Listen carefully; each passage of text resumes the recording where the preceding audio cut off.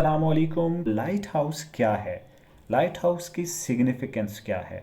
अगर to the lighthouse by Virginia Woolf को पढ़ें तो उसके अंदर बहुत ज़्यादा सिग्निफिकेंटली डिस्कस किया गया है लाइट हाउस को।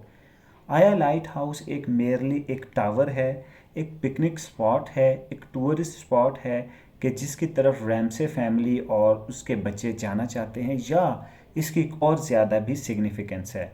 तो आज की वीडियो के अंदर हम इसी इशू को एड्रेस करेंगे कि टू द लाइट हाउस में लाइट हाउस की क्या सिग्निफिकेंस है। तो चलिए वीडियो को स्टार्ट करते हैं। हम जानते हैं कि हमारे नावल को 3 पार्ट्स के अंदर डिवाइड किया गया है। नंबर 1 डिवीजन हमारे पास द विंडो है। नंबर 2 डिवीजन टाइम पासिस है। Number 3 division to the lighthouse है। द विंडो एक ऐसा फेज़ है जो इनिशियली नावल के अंदर बयान किया गया है। इस फेज़ के अंदर जो सिंगल आफ्टरनून में सारे इवेंट्स कवर होते हैं वो बयान किए गए हैं, जबकि जो सेकंड फेज़ है उसके अंदर 10 साल का अरसा गुजर जाता है। अब वर्जीनिया वुल्फ की ये बहुत ज़्यादा इनोवेटिव नैरेटिव टेक्निक है कि उसने टाइम को कंप्रेस कर लिया है इस नावल के अंदर।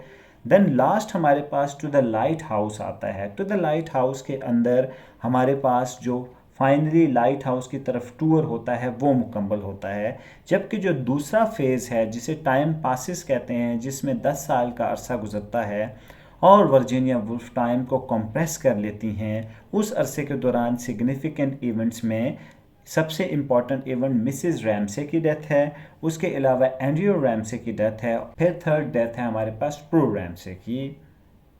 तो हम जानते हैं कि लाइट हाउस है जो उसकी जो सिग्निफिकेंस है वो प्लॉट में बहुत ज़्यादा है। वो हमेशा से सेंटर ऑफ अट्रैक्शन बना हुआ है प्लॉट के अंदर।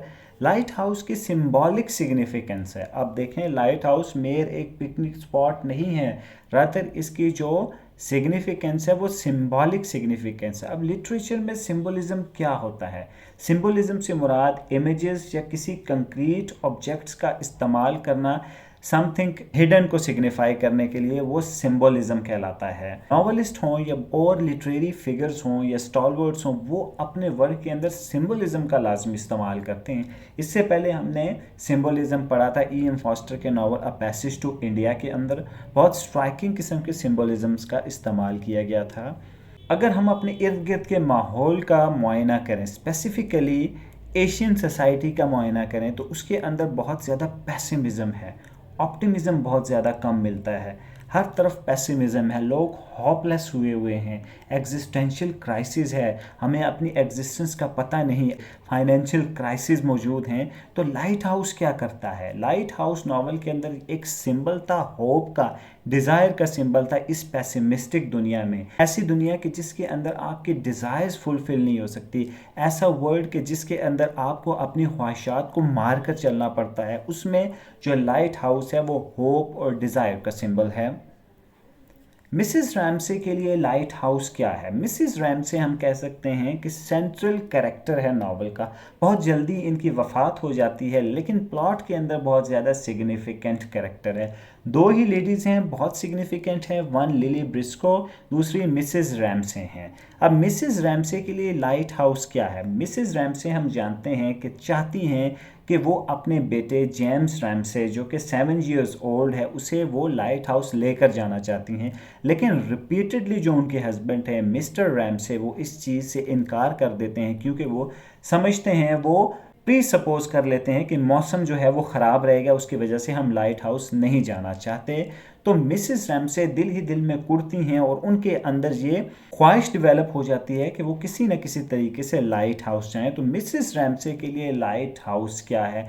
मिसिस रैमसे के लिए लाइट हाउस है पेट्रार्कल माइंडसेट जो है उसे चैलेंज करना। मिसिस रैमसे चाहती हैं कि वो किसी तरीके से लाइट हाउस पहुंचकर जो पेट्रार्कल माइंडसेट है, जो मेल डोमिनेंट सोसाइटी है, जो इंग्लिश सोसाइटी के अंदर जो फीमेल्स को सबऑर्डिनेट किस्म का रोल दिया जाता है, उसे वो चैलेंज करें।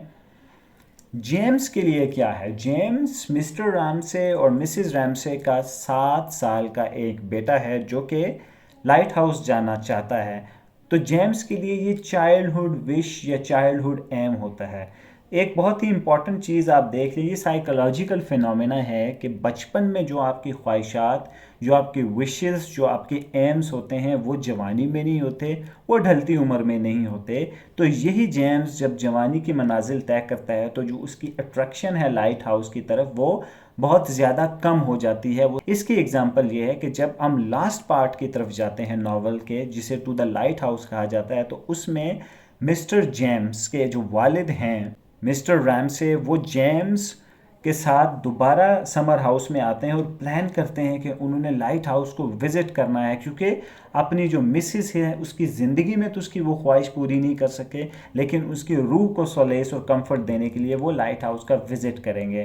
तो जेम्स वहाँ चला तो जाता है, लेकिन वो फील करता है कि अब उसे उस किस्म की अट्रैक्शन नहीं रही। तो हम कह सकते हैं कि जेम्स के साथ वही फिनोमेना हो रहा है कि जो फैज़ अहमद फैज़ ने अपनी गज़ल में लिखा कि मुझसे पहली सी मोहब्बत मेरे महबूब न मांग। हम कह सकते हैं कि लाइट हाउस सिंबल है लाइफ और डेथ का। उसके अलावा वो जेम्स की डेस्टिनी, उसकी विशेस को जाहिर करता है। अर्लियर इस चीज़ को हमने बहुत ज़्यादा कॉम्प्रिहेंसिवली एक्सप्लेन कर दिया है, मज़ीद एक्सप्लेनेशन की ज़रूरत ही है। तो एक और जो फेमिनिस्ट कैरेक्टर है वो लिली ब्रिस्को का कैरेक्टर है। हमने प्रीवियस वीडियो के अंदर लिली ब्रिस्को के ऊपर फेमिनिज्म अप्लाई किया, वो वीडियो डेजिग्नेटेड प्लेलिस्ट के अंदर मौजूद है। आप चैनल को स्क्रॉल डाउन करके वो प्लेलिस्ट सर्च करके ये specific video feminism to the lighthouse के टाइटल से सर्च कर सकते हैं। तो लिली ब्रिस्को के लिए क्या है लाइट हाउस? लिली ब्रिस्को के लिए लाइट हाउस ये है कि वो अपने पैशन को परस्यू करें। लिली ब्रिस्को का पैशन क्या है उसे देखते हैं। लिली ब्रिस्को का पैशन है कि वो पेंटर बने, वो पेंटिंग करे। नावल के स्टार्ट में हम देखते हैं कि वो मिसेस रैमसे और जेम्स की पेंटिंग बना रही होती हैं, जिसे बनाने में उन्हें बहुत मुश्किलात का सामना करना पड़ता है। तो जो उनकी पेंटिंग है वो क्या सिंबलाइज करती है? उनका पैशन सिंबलाइज करता है opposition against gender roles.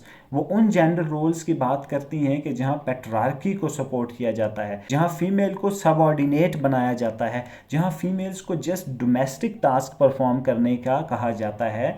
Domestic task perform करना कोई गलत बात नहीं है, लेकिन अगर एक चीज़ स्पेसिफिक कर दी जाए स्पेसिफिक जेंडर के तौर पर, तो उसे हम कहते हैं कि ये बहुत कंट्रोवर्शियल चीज़ है।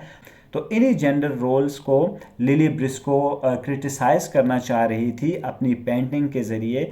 उस दौर में क्या होता था? उस दौर में ये समझा जाता था कि जो आर्ट है, जो फ़न है, जो फ़नून लतीफ़ा हैं, वो जस्ट मेल जेंडर से मुताबिकत रखते हैं।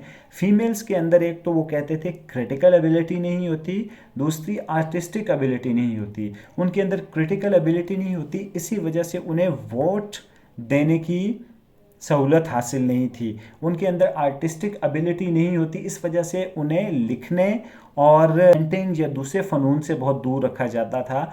हम देख सकते हैं कि नावल के अंदर एक कैरेक्टर है मिस्टर टेंसले, वो हमेशा लिली ब्रिस्को को क्रिटिसाइज करते हैं कि women can't write can't paint. अब लाइट हाउस के अंदर क्या होता है? लाइट हाउस जो मेल डोमिनेंस की फाउंडेशंस हैं उसको हिलाता है। तो हम कह सकते हैं कि लाइट हाउस एक ऐसा टावर है कि जिसके अंदर से बरकी कुमकें निकलती हैं, रोशनियाँ निकलती हैं, और वो रोशनियाँ हैं कि जो कि फ़ीमेल्स के हकूक़ को मुनव्वर करेंगी और उनके जो हकूक़ की आइडियोलॉजी है उसे मज़ीद परस्यू करके आगे लेके चलेंगी। तो दोस्तों यहाँ वीडियो का इख्तिताम करते हैं। मेरी आपसे रिक्वेस्ट है कि चैनल को सब्सक्राइब करें, वीडियो को थम्स अप दें और इसके अलावा मुझे अपने कमेंट से लाजमी आगाह किया करें। अगर आपको कोई गाइडेंस चाहिए या नोट्स चाहिए किसी भी स्पेसिफिक टॉपिक के ज़रिए, तो या तो कमेंट कीजिए या फिर हमारा ईमेल एड्रेस मौजूद है चैनल के अंदर, उस पर हमें ईमेल कीजिए। Thank you very much.